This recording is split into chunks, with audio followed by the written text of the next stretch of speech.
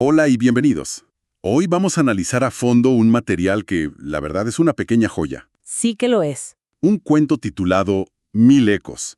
Y bueno, a primera vista parece una historia sencilla, del bosque, Ajá, pero en realidad es casi un mapa, una guía de sabiduría para navegar el mundo de hoy. totalmente. Nuestra misión entonces es desglosar esta aventura para extraer sus herramientas, porque la premisa es increíblemente actual. Cierto. Trata de un bosque entero que entra en pánico por una mentira, y dos amigos que, deben emprender un viaje para sanar las cicatrices que deja la desinformación. Es que esa premisa es poderosísima. Y fíjate que lo más fascinante para mí es que evita esa trampa fácil, ¿no? Del bien contra el mal. Exacto. Aquí no hay un villano clásico. El conflicto real es entre dos formas de entender el mundo. Por un lado, la información, que es instantánea, emocional. Otro, el conocimiento, que es lento, paciente, requiere un esfuerzo consciente. Y a través de este cuento, vamos a explorar esa diferencia. Y los guías en este viaje son una pareja inolvidable. Tenemos a Tres Cuernos, un pequeño triceratops muy formal. Me encanta ese detalle. Sí, y sus tres cuernos, nos dice el cuento, representan la verdad, la belleza y la bondad. Y su amigo, Hachi, que es un perrito súper curioso. La combinación perfecta. Necesitas la curiosidad de Hachi para buscar respuestas, pero también la estructura de Tres Cuernos para saber qué hacer con ellas. Claro, uno sin el otro. Se pierde. La curiosidad sin estructura es caos, y la estructura sin curiosidad, pues es dogma.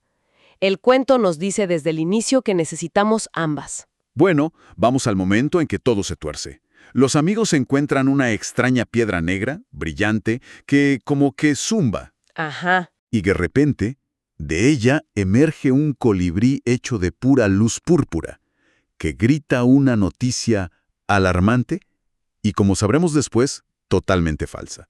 Y una noticia muy específica. El río cristalino está envenenado. El gran búho lo ha dicho. Ahí está. Esa es la anatomía de la desinformación en una sola frase. Tiene 3 elementos letales. A ver, Está envenenado. Es simple de entender.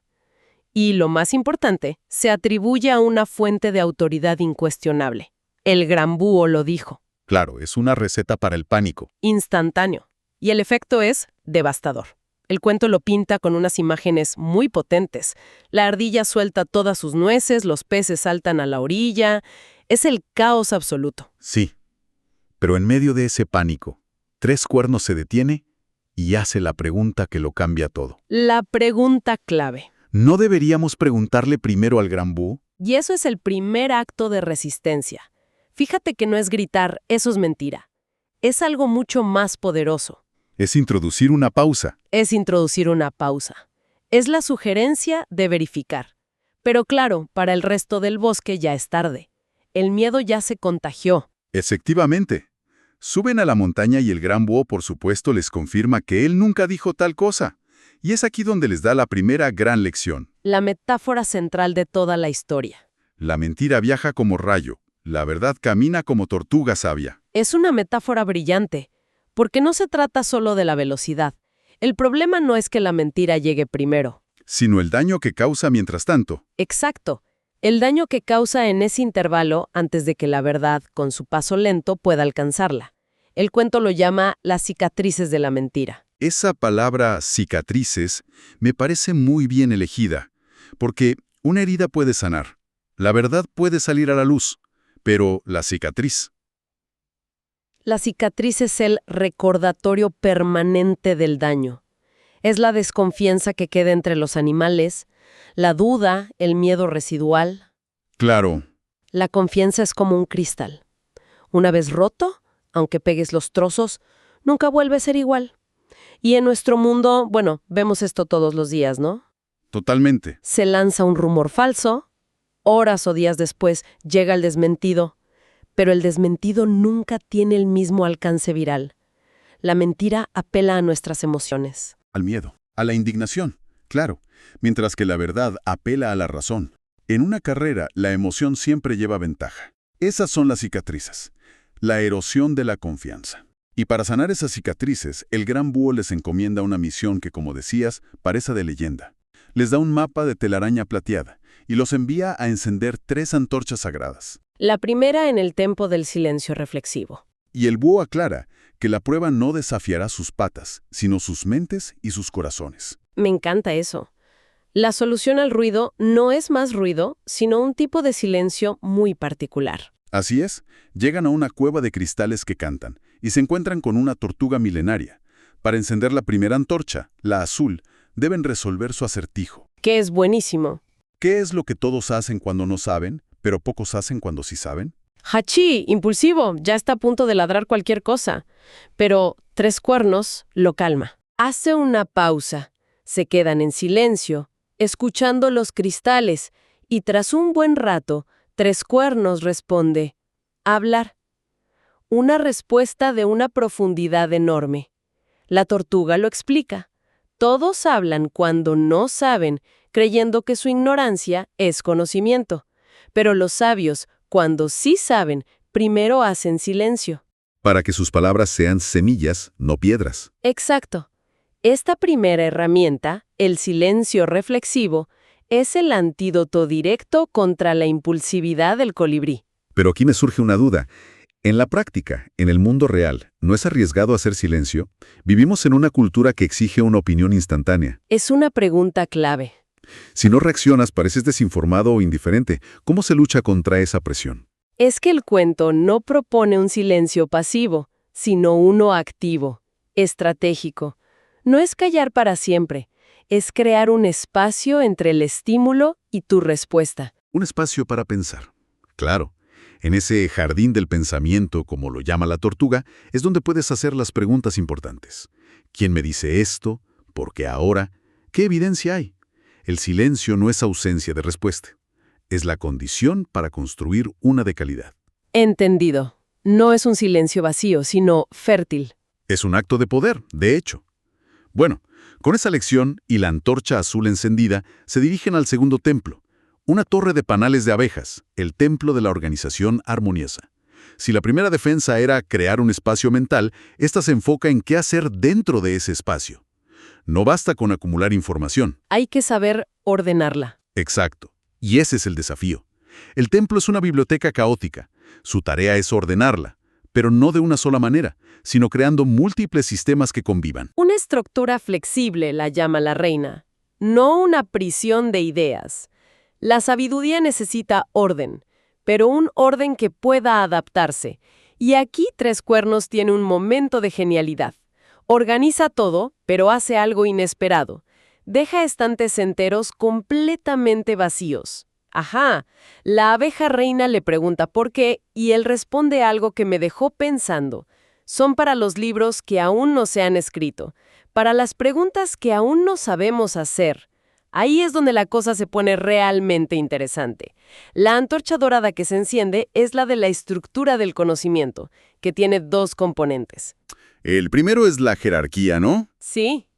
El cuento lo dice claro. No todas las opiniones pesan igual.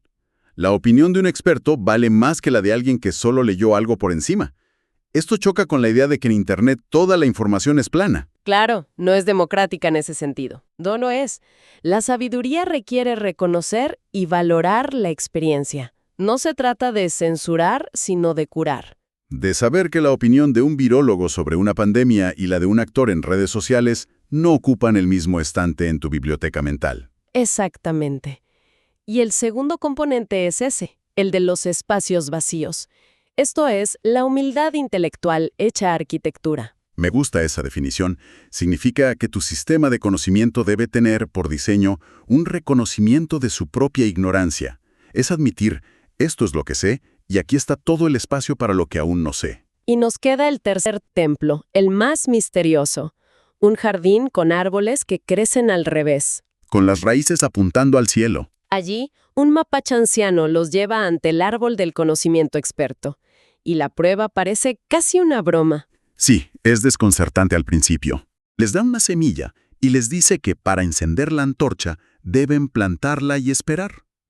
La reacción de los héroes es la que tendríamos todos, ¿no? Claro. Pero eso podría llevar toda una vida. Y la respuesta del mapache es simple. Exactamente. El verdadero conocimiento, el que tiene raíces profundas, no es instantáneo, no se puede descargar. Y para explicarlo, les muestra una herramienta fascinante, la ventana de los 4 espejos, que es una adaptación de la ventana de Johari, sí, La divide en 4 cuadros. El primero es lo que sé, que el cuento llama sabiduría. donde vive el gran búho. Un espacio que, seamos honestos, es bastante pequeño para la mayoría. Cierto. El segundo, Lo que sé que no sé. El cuento lo llama humildad, y ese es el motor del verdadero aprendizaje. El viaje más importante no es de la ignorancia al conocimiento, sino de la ignorancia a la humildad. reconocer no sé de este tema. Es el primer paso para poder aprender algo. Luego está el tercer cuadro, lo que no sé que sé, la intuición. Y finalmente el cuarto, el más peligroso de todos, lo que no sé que no sé, la ignorancia. Y el mapache lo conecta con el colibrí. Perfectamente. El colibrí operaba desde ese cuarto cuadro. No sabía nada sobre el río, pero lo peor es que no sabía que no sabía. Por eso hablaba con esa seguridad absoluta. La certeza de los ignorantes. Exacto. Todos hemos estado ahí, ¿no? Después de ver un video de 10 minutos sobre un tema complejo, de repente nos sentimos listos para debatir con un experto. El cuento le pone un nombre, la ignorancia orgullosa. Un nombre muy elegante y muy preciso. Entonces, la antorcha verde del conocimiento paciente simboliza la aceptación de que el aprendizaje real es un proceso lento, que requiere esfuerzo y pasar del cuadro de la ignorancia orgullosa al de la humildad honesta. Es rechazar esa gratificación instantánea de tener una opinión rápida. Con las 3 antorchas encendidas, azul, dorada y verde, regresan. Y el gran búho les dice la frase que lo resume todo. Han comprendido las 3 defensas contra la filosofía de los imbéciles. Y es crucial la aclaración que hace. Imbécil no es un insulto a la inteligencia. No se refiere a alguien tonto. ¿No? Lo define como alguien cuyas ideas no tienen raíces. Sus pensamientos son como hojas secas que flotan en el viento. Las repiten sin comprenderlas. Es como tener cientos de titulares en la cabeza, pero no haber leído ni un solo artículo. Tienes las ideas, pero no las raíces que las sostienen. El búho lo llama el orgullo de los ignorantes. Creer que saber buscar algo en Internet es lo mismo que comprenderlo profundamente.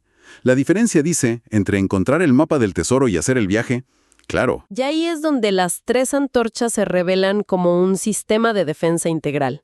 El silencio reflexivo es el foso que rodea tu castillo mental. Te da tiempo.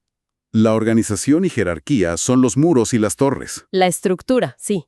Y el conocimiento paciente es el entrenamiento constante de los guardias.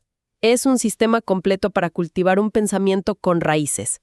La resolución de la historia es muy conmovedora. El colibrí regresa, arrepentido. Admite que escuchó un zumbido y en su afán de ser el primero salió volando sin pensar. Y 3 cuernos no lo castiga. No, al contrario. Le enseña la canción de las 3 antorchas, un resumen de las lecciones. La sanación no viene del castigo, sino de la educación. Se le da una herramienta para que pueda canalizar su velocidad de una manera más sabia. Se integra, no se excluye. Y el cambio más profundo es cultural. El bosque crea una nueva tradición, el Festival de las Preguntas Honestas. Me encanta que la solución sea un festival. Sí, en él se celebra decir no lo sé, y se premian las preguntas más profundas, no las respuestas más rápidas. Es que eso cambia los incentivos sociales. Pasas de una cultura que premia la certeza, aunque sea falsa, a una que premia la curiosidad y la humildad. Y aquí llegamos al mensaje final. El más importante. Para mí, sí. La cultura no es un adorno, sino una herramienta de supervivencia. Un grupo que valora la duda honesta sobre la certeza ignorante es un grupo más resiliente. Incluso la piedra mentirosa se transforma. La convierten en el espejo de los 4 cristales. Y ahora la usan para preguntarse, ¿en qué cuadro estoy operando hoy? Una herramienta de autoevaluación. El cuento termina diciendo que cada fin es un nuevo comienzo para hacer preguntas más profundas. Y esa es la nota perfecta para cerrar. Nos deja con una pregunta final para reflexionar, ¿no? Si en la historia el objeto que causó el problema se transformó en un espejo de autoconciencia, La pregunta para nuestra vida es, ¿cuáles son los espejos que podemos construir nosotros? ¿Qué prácticas diarias podemos desarrollar para detenernos un momento y evaluar la calidad de nuestros pensamientos? Para saber si estamos a punto de hablar desde la sabiduría a la humildad o la peligrosa comodidad de la ignorancia orgullosa.